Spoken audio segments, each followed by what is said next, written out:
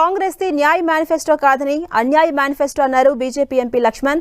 10 ఏళ్లు పరిపాలించిన కాంగ్రెస్ యూపీఏ ప్రభుత్వం దోచుకుంది తప్ప ప్రజలకు ఏం చేయలేదని ఆయన ఆరోపించారు.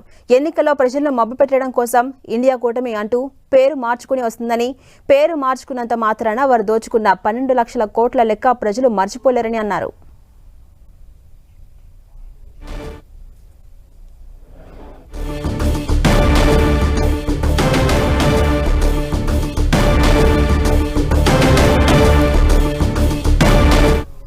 కాంగ్రెస్ పార్టీ న్యాయపత్రం పేరు మీద ఏదైతే వారు మేనిఫెస్టో జారీ చేశారో అది పూర్తిగా రాహుల్ గాంధీ యొక్క అన్యాయపత్రంగానే ఇవాళ ప్రజలు భావిస్తూ ఉన్నారు.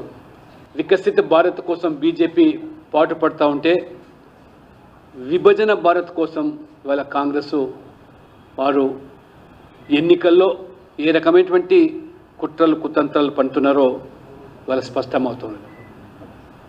10 సంవత్సరాల యూపీఏ పాలన అను దేశాన్ని భ్రష్టు పట్టించి పూర్తిగా అవినీతి కుంభకోణాల్లో కూరుకుపోయిన ఆ దేశాన్ని 12 లక్షల కోట్ల రూపాయలు ఏ రకంగా ఆ రోజు అవినీతి కుంభకోణాలకు పాల్పడినారో ఇది మొత్తం దేశ ప్రజానికం గమనించి ఇవాళ యూపీఏ పేరు మార్చింది.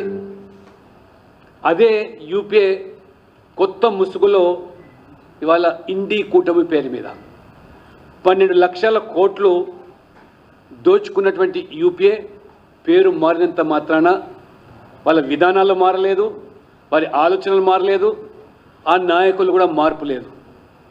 అదే అవినీతి పరులు ఏ కుటుంబ రాజకీయాలు ప్రోత్సహిస్తున్నారో వాళ్ళందరూ కూడా ఒక కూటమిగా ఏర్పడి ఇవాళ ఇండి కూటమిగా కొనసాగిస్తూ ఉన్నారు.